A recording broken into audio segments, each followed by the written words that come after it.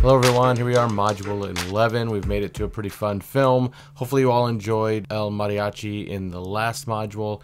This one's another one that's in the independent film realm, but it's a few years later, a little bit more refined process, I guess you could say. So here we are, this is our film Chungking Express. This is a 1994 film, like I said. It's a Hong Kong romantic crime comedy drama, so there's a lot there. Pretty straightforward story, but that's just kind of how they define this one. The title of the film, well, let me go back a little bit. Hong Kong filmmaking, like Hong Kong cinema industry, is really well known for being just a high energy, a lot of kinetic energy, just fast-paced kind of filmmaking style, right?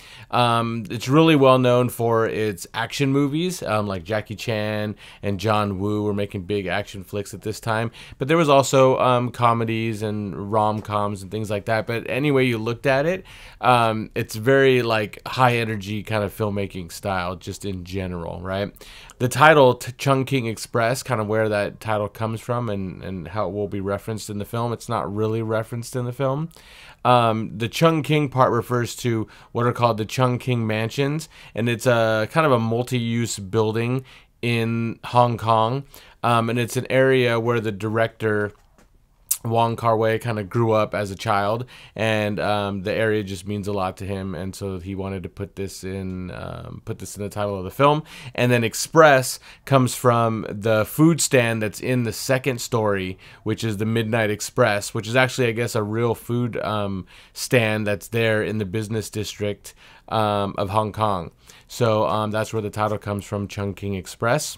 Again, the director, Wong Kar-wai, he's definitely an auteur director, a pretty well-known director in Hong Kong cinema, has international success as well, but very popular in Hong Kong for the work that he does. But his films are a little bit different than that standard Hong Kong style of the big action movie, that kind of stuff. He does some more traditional stuff. He's got some epic movies as well, but he's definitely influenced by Godard, Jean-Luc Godard, who we saw a film from a few modules back called Breathless, and the French New Wave. Like, takes a lot of influence from that movement, and so his films reflect that, or many of his films reflect that.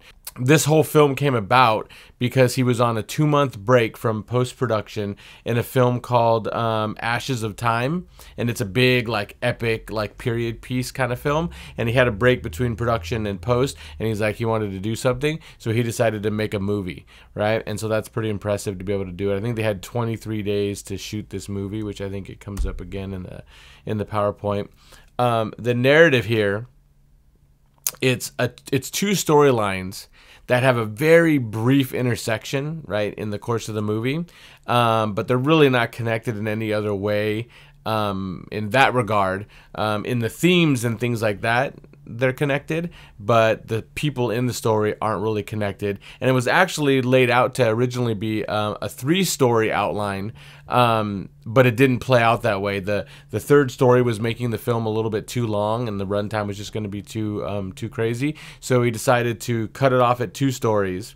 And then the third story actually made it into its own film, which is a 1995 film called Fallen Angels. So if you really like this one and you kind of like the style of it, definitely check out Fallen Angels, because it's the third part of this particular 3-story kind of thing that he originally set out to do. The plot is really just about there's these 2 police officers, and you're looking at one story of one police officer, one story another police officer.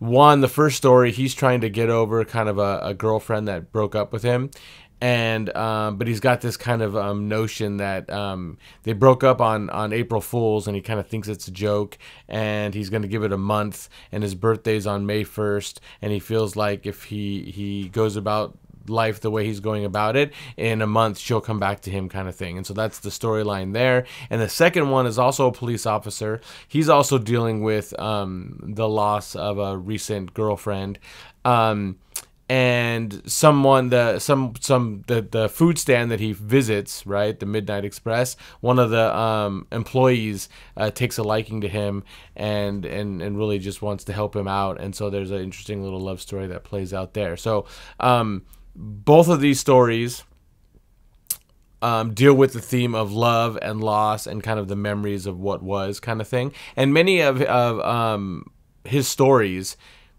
use the whole theme of love as kind of a theme that runs through many of his movies, right? But it's really not about just love. To be more specific, he really deals with the idea of unrequited love. So he's really all about, like, somebody is in love with somebody and their feelings aren't reciprocated. So that's one of the things that you'll see as a running theme through many of his films. So one of the things that Wong Kar-wai is really kind of enamored with, kind of just something that he's interested in, the whole idea, and this film kind of portrays it really well, is the whole feeling of loneliness in a really big city with millions and millions of people, and everybody's so close together all the time you can barely walk by anybody without, like, bumping into shoulders. But at the same time, everybody's so emotionally distant from each other. And so that's kind of a thing that he's exploring in this particular film.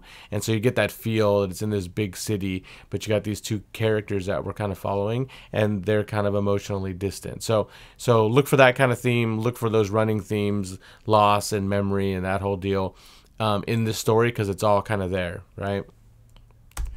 So the cinematography is our next topic up. It's a very quick shoot, right? 23 days, which I mentioned before. 23 days is a really fast shooting schedule. It's kind of indicative of kind of an indie film style, right? Indie films really didn't have a lot of money, so shooting fast is something that they had to do. And this film, again, 23 days is pretty quick.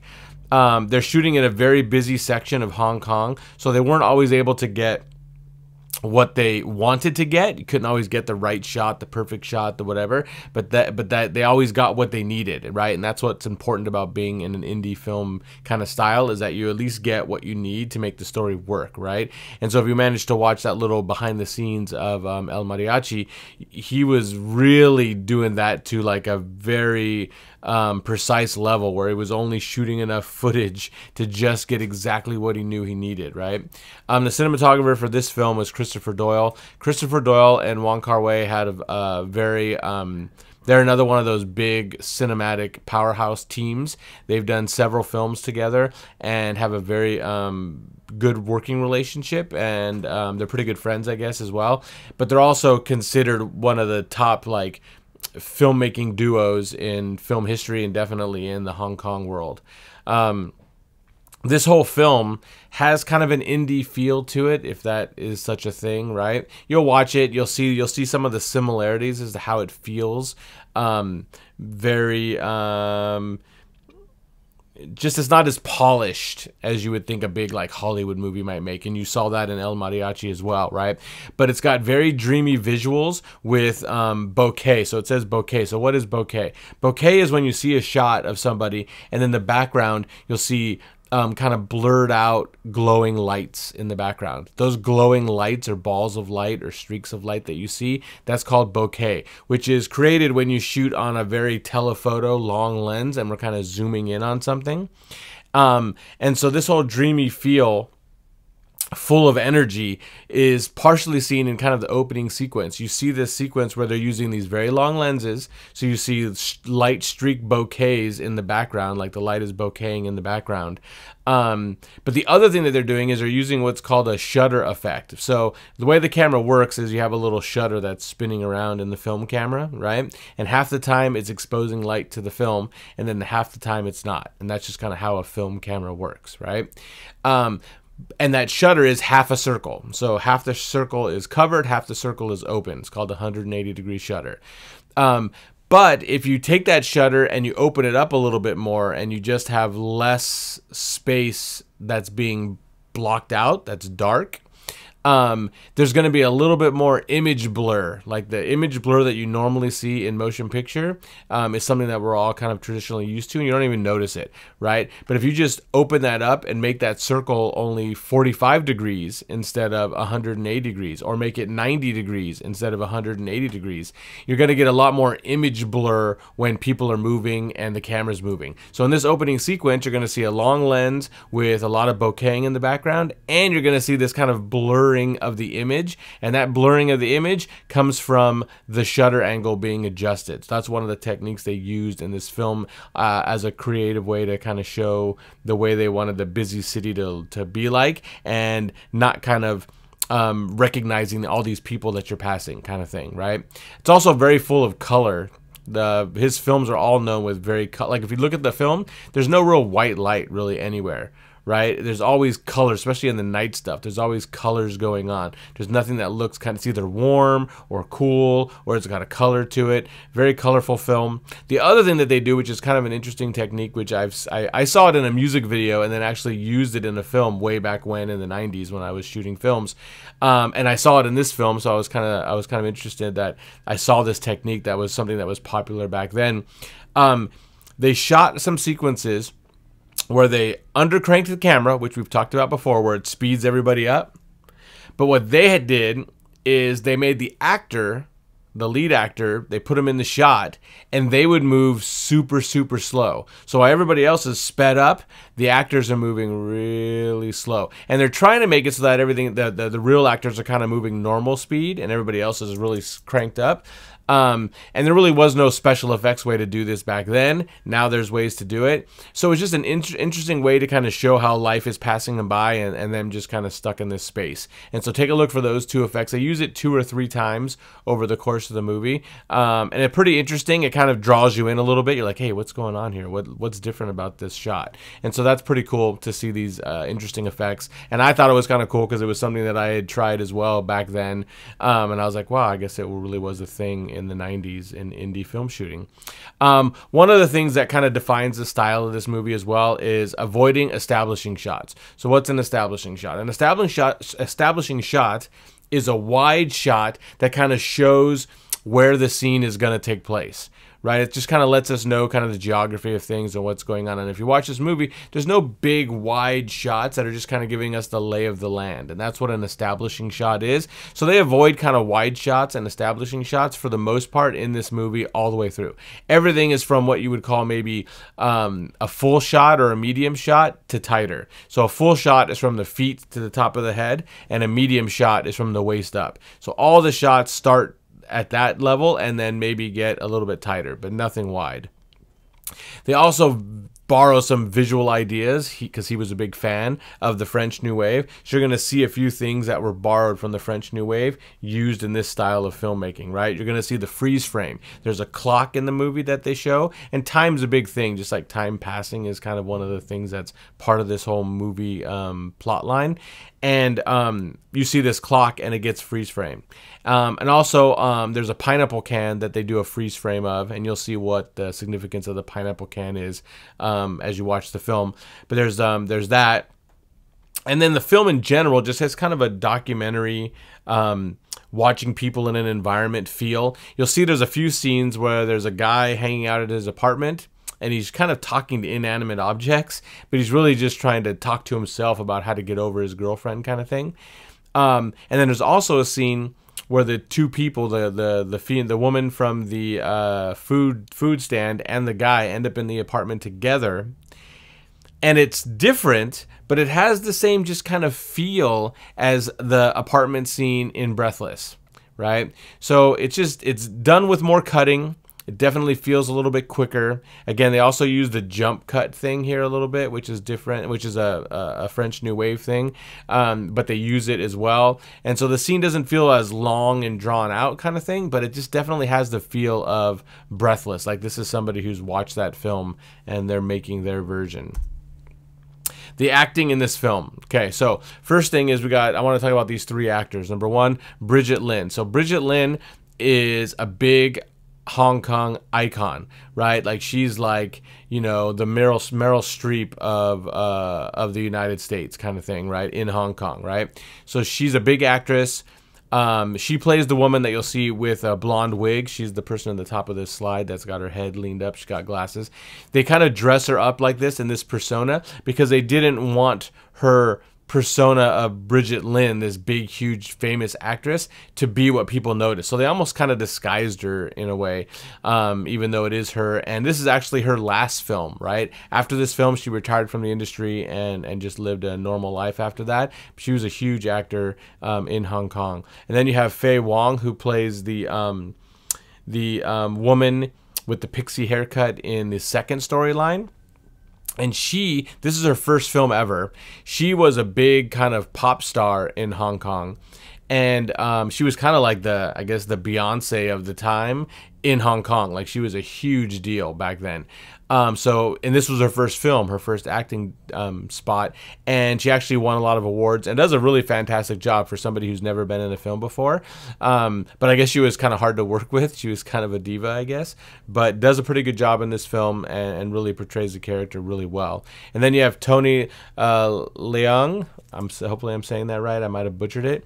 He's the cop in the second story, and he's a pretty well-known actor that's done a lot of work with this director, Wong Kar-wai, and they've had a lot of collaborations, and he does a fantastic job. He's just really commands the screen. He doesn't say much. There's not a ton of dialogue, but he just, has a good presence on screen. So in general, the acting performances are pretty well done. They really do embody their characters, and they are very believable. Kar-wai has kind of a style about how he makes movies. He's not really one to like give direction to actors. He's not really trying to alter their performance. Typically his style and what he likes to do is if he doesn't like the way performances are playing out on camera, he doesn't try to change the performance. What he does is he changes the situation. Like he'll move the people around and put them in different blocking, and maybe he'll change the dialogue about what they're saying so it'll have a little bit different meaning. And that's how he tries to find what he's looking for out of the scene. He's not really interested in altering what the performers are doing, right? So again, in general, I believe the performances are all pretty well done. This feels a little bit more natural. Again, it feels a little bit more like modern or current kind of acting style, but you're going to see a lot of French New Wave kind of influence. You got to feel it. If you watch Breathless and you remember that film, you're going to feel some of that kind of style in this particular film. Editing, more traditional cut. So it's just kind of a normal edit. But one of the things is they do borrow some of that stuff from the French New Wave, which we talked about. They do use the jump cut a lot, so they're kind of cut into things that are on the same axis and plane and line, but it's meant to kind of just add a little bit of energy and action and spice to the scene kind of thing, just the way that it feels and the way that it's playing out. And then they do use the freeze frame a few times, which again is borrowed from the French New Wave. And finally, when it comes to sound design, it's a very full sound design kind of experience. It definitely makes us feel like we're in a big city and we're in this space where there's a ton of different people.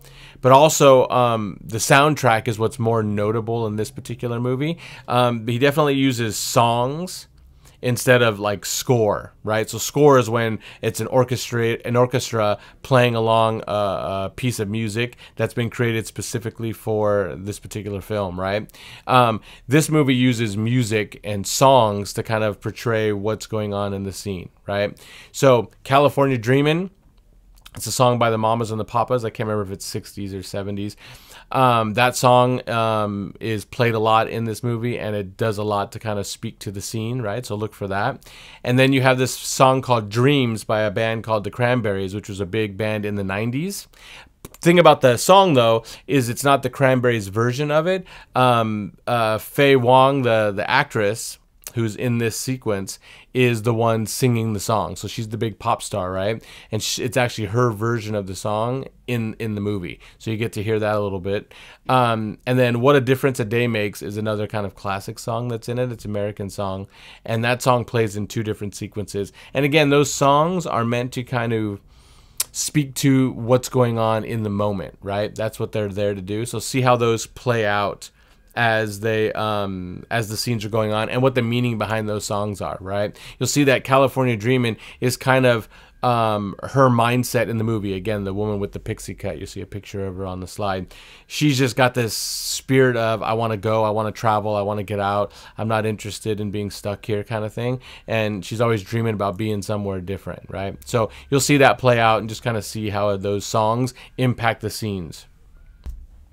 Cinematic terms for this particular week: establishing shot, so that's just a big wide shot that gives us all the lay of the land and lets us know what's going on and where it's all happening. Shutter angle, so shutter angle is how it's basically the piece of the camera that's helping expose the film, and when you alter the size of that angle, it affects the image. So in this particular movie, they made the shutter angle smaller, and so actually they made it wider. They made the angle of it bigger, and so we get to see this blurred image come out in the first, like the opening chase sequence. And then bokeh. So bokeh is the blurred out background stuff that you see in shots. So when you see bright light bulbs and they're all kind of blurred out in different colors and things, that's called bokeh. So anyway, hopefully you enjoyed this film. It's pretty fun. Like, it's got a little bit more energy, just like the last one, even more energy than the last one, El Mariachi. So hopefully you enjoy it, have fun with it. It's a cool watch. And if you like this film, go watch Fallen Angel, as it is the continuation of this story idea.